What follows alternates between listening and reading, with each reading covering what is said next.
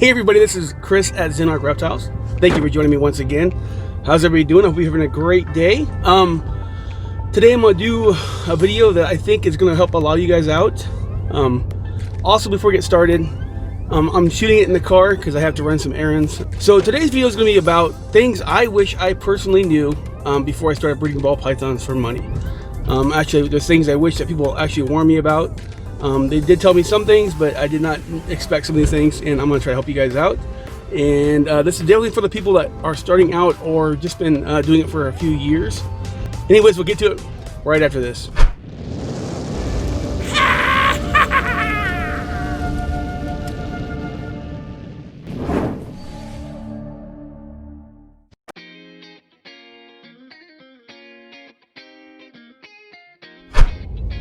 Anyways, let's get to the first topic here. This is the big one right here, and I think that I don't want to, I'm afraid to come across that kind of negative. I'm not being negative, I'm just being truthful. This is the one of the things that I found out breeding ball pythons and breeding them for money. Is that I think YouTube, I love YouTube and I do YouTube. I think sometimes it actually misrepresents this, and that is when you're first starting up, you need to make a name for yourself. I see so many videos, and I'm not picking out anybody. I'm not trying to cause any issues or any. I'm not trying to pick anybody. I'm sorry. I'm looking both ways to go here. I'm not picking on anybody, but a lot of these guys, I see so many YouTube videos saying, I just bought a $20,000 snake, or I bought a $30,000 snake, or I bought a $10,000 snake, which cool for them. But when you're first starting up, to be honest, it's going to be really hard for you to sell $30,000 snakes. The thing is like in retail, in reality, is that if I was going to say buy a $1,200 TV and I'm going to buy it online, am I going to buy it from some place called TV.com, or am I going to buy it from a place called Amazon? And the reason why I'd buy from Amazon is because I know that I'm going to get my product, and I know that they're actually a legit business. So it's easy for people to buy, that expensive of a snake from places like Aussie Boyd's and Justin Kaboka. But for someone like Zinnork Reptiles, which I'm known, but I'm not like really known, it's gonna be hard for someone to drop $20,000 on a snake from me. And to be honest, is that the people that are going to buy $20,000 snakes are going to be people that are breeders. And there's a lot more people that want pets than there are breeders. Me personally, there's nothing wrong with having goals like that, because that's the one thing is that when you first get into this, you see people like Justin Kaboka and them, and you go, I want to be like that. And there's nothing wrong with wanting to be like that, but honestly, it's going to take time, and you have to make a name for yourself, and it's going to take years down the road. Even though you have the money to dump into it, you still have to come up with the credibility of being that kind of a breeder.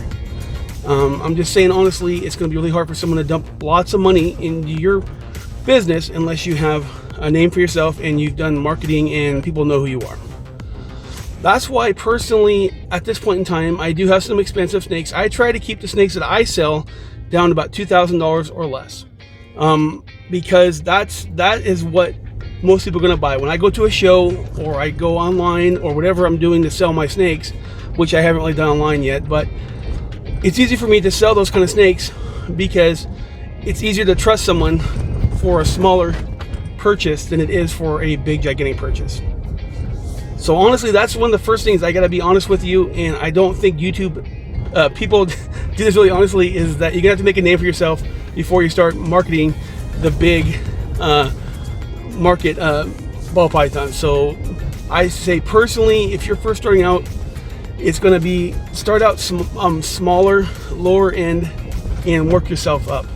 Also, it gives you the experience of breeding eggs, of hatching eggs and everything like that. This honestly is not a fast business. It takes time. I've been doing it for 6 years, and also I've been breeding reptiles even longer than that, but the ball python part I've been doing about 6 years.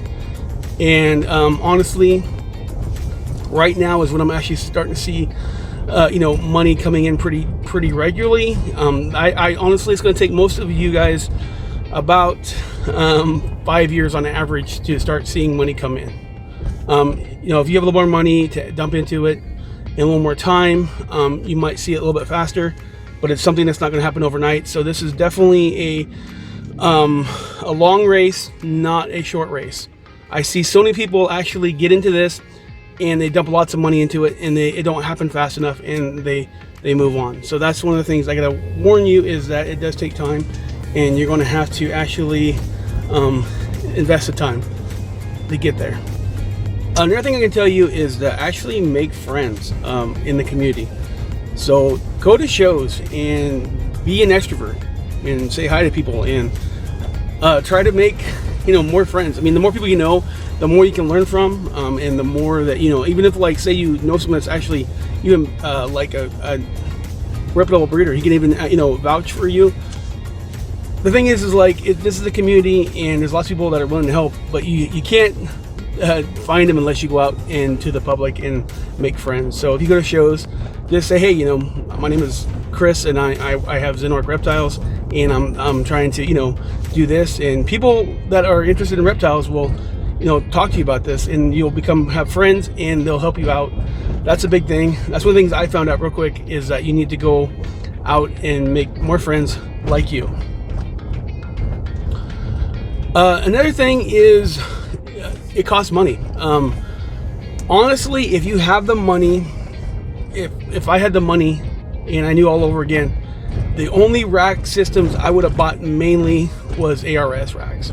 Now, I went through so many different racks, and I wasted probably more money buying different kind of racks, trying them out.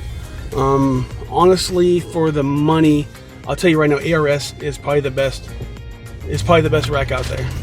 I love Freedom Breeder, and I love you, Jesse, but for the cost and the price point, ARS is top dog in my opinion. It is what it is. Just the price point. The hybrid is just really good. They're really good, and they just save you money. But you can do other things. I do have other things for my hatchlings. I don't use the ARS for my hatchlings, but I'm talking about as my main breeder racks. If I had the money all over again, I would start out with ARS. But that being said, don't let that discourage you. If you can't afford that, there's other ways of getting there, and just get a decent rack. Personally, I mean, you can make your homemade racks, and as long as you know what you're doing, they work really well. I know people that can do it really well. Me personally, I could do it, but I don't have the time, and so it's better for me to buy my rack. But if you have the money for your main breeder rack, I would honestly recommend getting ARS. Another thing is the cost of feeding can add up really quick. That's one of the main things. That's one of your main costs. Honestly, after you buy the racks, you buy the snakes. Feeding your snakes is expensive, and I honestly think that if you're going to breed ball pythons, you need to breed your own rats. I know people that don't, but you're losing a lot of money if you don't breed your own rats. And if it was me, the easiest ones I think to breed are going to, well, not the easiest ones, but the best ones to breed for ball pythons is African soffers. And the reason why I say that is because you don't have to have a special facility for African soffers, because they don't have the smell as Norwegian rats. Norwegian rats stink, and you're going to have to make some kind of venting system and all this stuff for your Norwegians. Where African soffers do have their problems, but if you take some time and learn and study and take some information off the internet, you'll be breeding them in no time, and they are easier to keep, take less space, and it'll save you lots of money in the long run. I understand some people can't get African soffers, and I'm sorry, but that, I think personally, for ball pythons, they make a big difference. And also, when I switched from actually buying frozen to breeding my own, my snakes grew faster, better, and healthier. I think it's because I take more time with breeding them than the big places do. I'm not picking on them or nothing like that, but I know that I spend more time and quality time with my rats and their nutrition, and so it shows in the snakes. Honestly, my snakes almost doubled in speed of growth when I went to my own rats. And I might do a part 2 to this video because it's taking longer than I thought. But this is the last one I'm going to tell you right now. And is this, I kind of talked about this a little bit earlier, but this is something that's going to take time. No matter what, it's going to take a lot of effort. It's not easy. It's not going to happen super fast. You might get lucky, I guess, and it might happen, but most people take a while to do this. It's something that's out of love. If you don't love breeding ball pythons, you won't make a lot of money on this. And the thing is like, honestly, unless you become someone like Justin Caboclo or something, you're going to make a good living, but I don't think you're going to make millions. And I'm not saying that's not possible. It depends on how much drive you have and how focused you are. But I see so many people get into this, and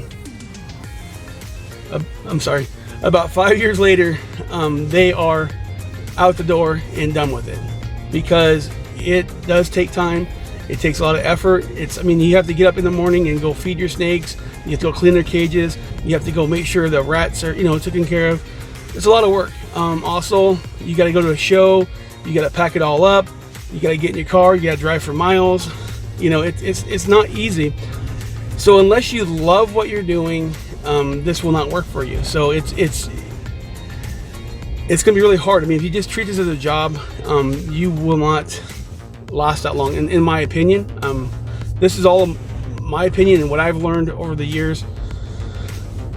So if you don't love this, honestly, I think you should move on, because some days when you get up in the morning and you got to go clean up all these cages, and I got to go clean up all the rat cages.